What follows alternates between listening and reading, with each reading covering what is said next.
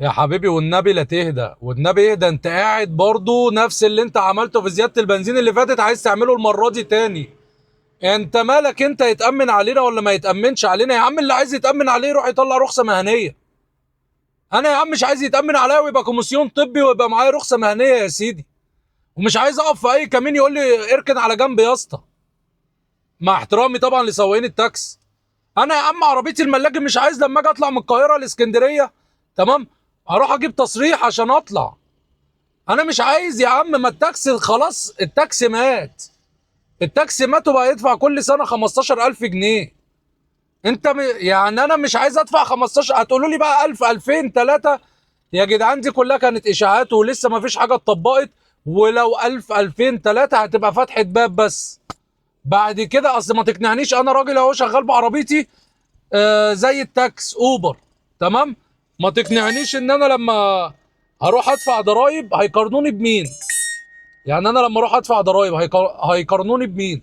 ما هيقارنوني بالتاكس.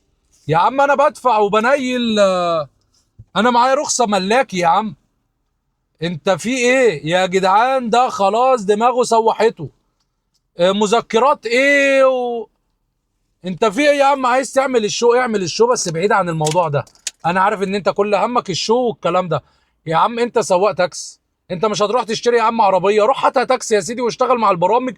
واشتغل يا عم بفتحه العداد اللي هي 15 75. يا جدع ده مفيش صفحه معترفه بالتسعيره دي. هو انت فاكر لما الدوله تجبر الشركات، هو انت فاكر الشركات ديت حد هيجبر؟ حد هيلوي دراعها؟ شركه من امريكا حد هيلوي دراعها؟ ما ما هددوا انه هيخرجوا من مصر. انت ما بتعرفش تشتغل وخطيف، دي مشكلتك. علم الكباتن تشتغل ازاي، لكن تروح عايز تدفعنا 15,000 جنيه. ما الناس كلها قلبت التاكسيات، سلموا النمر يا جدع. النمر كانت ب 50 و 60 الف جنيه، بقوا يرموها في المرور مش عايزينها عشان 15,000 جنيه كل سنه. يا جدع ده انت لو عايز بس تروح من القاهره، اقول لك ايه، مش اسكندريه، لو هتخرج بس من المحافظه تروح شبين القناطر. شبين القناطر 50 كيلو ولا 40 كيلو، لازم تروح تجيب تصريح.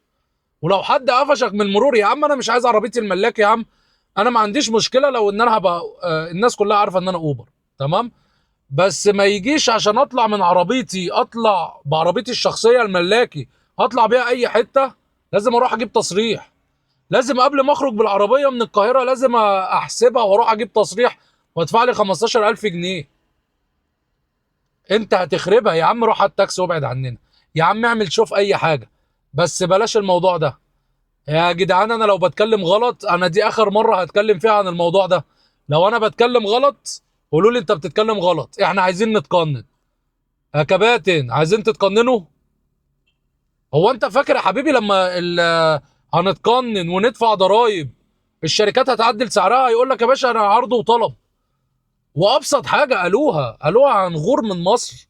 اصل هي حاجه من الاتنين، هي كده كده الاسعار مش هتتظبط، تمام، الا الكباتن لما تفهم وتقف ايديها في ايدين بعض، تمام.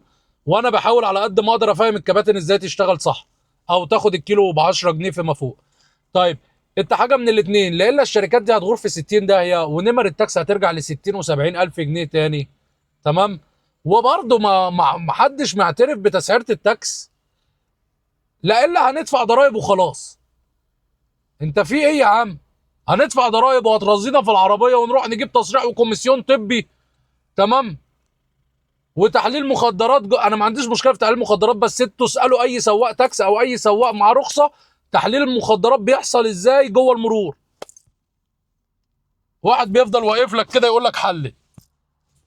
انت ليه يا عم؟ ليه يا عم هتدخلنا في الدوامه دي؟ ورخصه مهنيه وكوميسيون ونقابه ويك ويك، ليه يا سيدي؟ انت يا عم مش معاك رخصه مهنيه؟ روح اشتري تاكسي يا عم. روح اشتري تاكسي يا جدع، ما انت طلعت اشتغلت بالتاكس. هو انت مش طلعت اشتغلت بالتاكس ولقيت ان اوبر احسن؟ برضو مع الخطف اوبر احسن من التاكس. خلاص التاكسي مات. انت عايز تحييه تاني ليه وتخرج الشركات من مصر؟ انت دماغك مسوحاك وبتجري ورا الريتش. اعمل ريتش يا سيدي في اي حاجه تانية. عملت ريتش في عداد التاكسي وسكت وما ما طلعتش اتكلم عليه.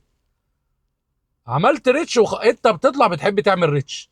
بتحب تنزل فيديوهات تجيب لك ريتش. انت اهم حاجه عندك القنوات بتاعتك اللي مأكلاك عيش.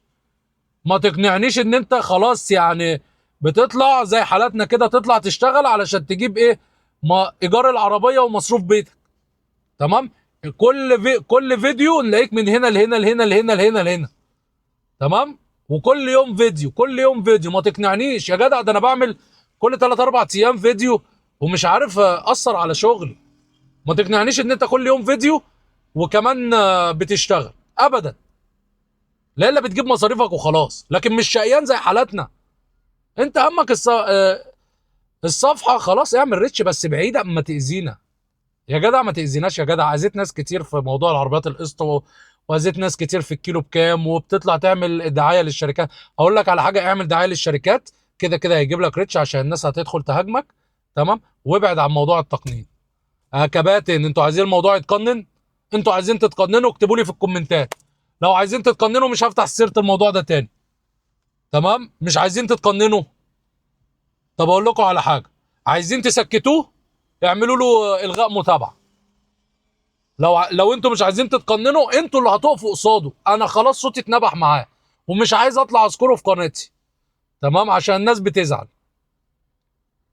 بقيت خلاص اخدت جنب كده وبقيت ايه، اعلم الناس من غير ما اقول ده فلان ده غلط. بقيت اوريهم الصح عشان هم يعرفوا لوحدي. الناس لوحديها بقت تبعت لي وتقول لي بص بص بيقول ايه. قلت له يا عم انا عارف وشايف الفيديو.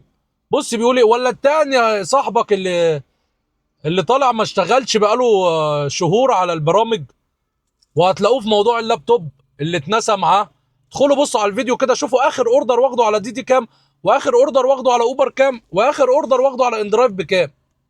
يوم ايه ولا ايه. تمام. الناس دي خلاص ما بقاش همها الشغل. خلاص فلوس السوشيال ميديا هي دي هدفها. ما يا عم خد فلوس من السوشيال ميديا او اعمل دعايه وكل حاجه، بس والنبي بلاش موضوع التقنين ده. لو انتوا عايزين ان احنا نتقنن اكتبوا لي في الكومنتات. مش عايزيننا نتقنن انتوا اللي هتقفوا قدام. اعملوا الغاء متابعه وارجعوا تابعوه تاني. انا مش هدفي ان انتوا تعملوا له الغاء متابعه، لكن لما يلاقي مره واحده صفحته نزلت 100,000 تمام متابع هيسكت. اكتبوا له كده جمله واحده، مش عايزين نتقنن زائد الغاء متابعه بس. انتوا لو عايزين التقنين خلاص انتوا براحتكم بقى. واديني بعرفكم ان انتوا هتدفعوا ضرائب زي التاكس. تمام. ويمكن كمان اكتر من التاكس. وموضوع اوبر هيموت لو احنا اتقننا. تمام. لان الضرائب في مصر انا ما عنديش مشكله، احنا كده كده بندفع ضرائب على الرحلات. لكن ليه يا عم تربطني زي التاكس؟ الناس خلاص كلها يا جدع ده التاكسيات باعت النمر. تمام. وخلاص شغاله بالعربيات البيضاء. ادخل كده على صفحه التاكسيات هتلاقي كل يوم واحد مصور 10 ولا بتاع مصورين ناس بتشقط زباين حرامي تاكس عربيه بيضاء ومسلم النمر. تمام. وبيصوروا في بعض سواقين التاكس. يعني انا مش فاهم، ما هو لو شايف ان فيها خير مع العداد العالي ده ما انت نزلت اشتغلت وقلت برضه اوبر احلى والتاكسي بيلف وبيفضل زي الدوده في الشارع. انا مش عارف انت بتفكر ازاي. انت همك الريتش، كل كلامك متناقض. تقول النهارده لا وبكره تقول اه. حبيبي يا عم. ايه انا شغال اوبر يابا من عينيا الاتنين دقيقه بالظبط وهتلاقيني طاير. حبيبي. فاهدى وملكش دعوه بالموضوع ده. انتوا اللي هتوقفوه عند حد. انا كده خلاص جابت اخرها. تمام. وقاعد ومذكرات ونقدم. تمام. زي عواد باع ارضه يا اولاد. شفت عواد باع ارضه؟ انت هتبقى عواد باع ارضه. فانت كده هتجيب اخرها وهتخربها. وانت ولائك الاول والاخير للتاكس. انت اساسا مش مننا. بس خلاص يا عم خلاص يعني. انتوا بقى اللي تحكموا. واديني عرفتكم الطريقه. عايزين توقفوه عند حده وترجعوه لصوابه. تمام. ماشي. مش عايزين وعايزين التقنين انتوا اللي هتخربوه على نفسكم. بس يوم ما نتقنن وكل الكلام اللي انا قلته ده يطلع صح هقول لكم ارجعوا للفيديو ده. انتوا اللي قلتوا عايزين نتقنن. رغم ان كده كده 70%. بس المشكله انه ما بيسكتش.